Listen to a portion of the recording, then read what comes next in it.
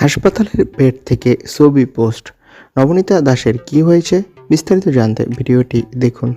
আচমকাই উদ্বেগে টলিপাড়া অভিনেত্রী নবনীতা দাস হঠাৎই হাসপাতালের বেড থেকে একটি ছবি পোস্ট করতেই চমকে গেল অনুরাগীরা। ইনস্টাগ্রাম স্টোরিতে হাসপাতালের বিছানায় শুয়ে থাকা একটি ছবি শেয়ার করেন নবনীতা। লেখেন, মাত্র একটাই শব্দ, অপ্রত্যাশিত।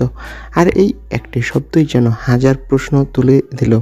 ঠিক কী হয়েছে অভিনেত্রীর? কেনই বা হাসপাতালে ভর্তি হতে হলো তাকে? যদিও এখন পর্যন্ত হাসপাতাল বা অভিনেত্রীর পক্ষ থেকে অসুস্থতার আসল কারণ স্পষ্টভাবে জানানো হয়নি, তবে ছবিতে পরিষ্কার বোঝা যাচ্ছে তিনি চিকিৎসাধীন। সবচেয়ে চমকপ্রদ বিষয় হলো, নবনীতা একই সঙ্গে দুটো ছবি শেয়ার করেছেন। একটি 2025 সালের 6 ফেব্রুয়ারি, যেখানে দেখা যাচ্ছে তিনি জিমে শরীরচর্চা করছেন। অন্যটি 2026 সালের 6 ফেব্রুয়ারি, যেখানে তিনি হাসপাতালের বেডে শুয়ে।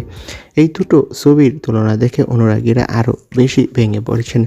সূত্রের খবর, নবনীতার জীবনে মানসিক চাপ এবং একাকিত্বই নাকি এই অশান্তির মূল কারণ। শোনা যাচ্ছে, জিতুর সঙ্গে বিচ্ছেদের পর অভিনেত্রীর জীবন অনেকটাই এলোমেলো হয়ে যায়। সবাই এখন একটাই প্রার্থনা করছেন, নবনীতা যত দ্রুত সুস্থ হয়ে আবার আগের মতো স্বাভাবিক জীবনে ফিরে আসে।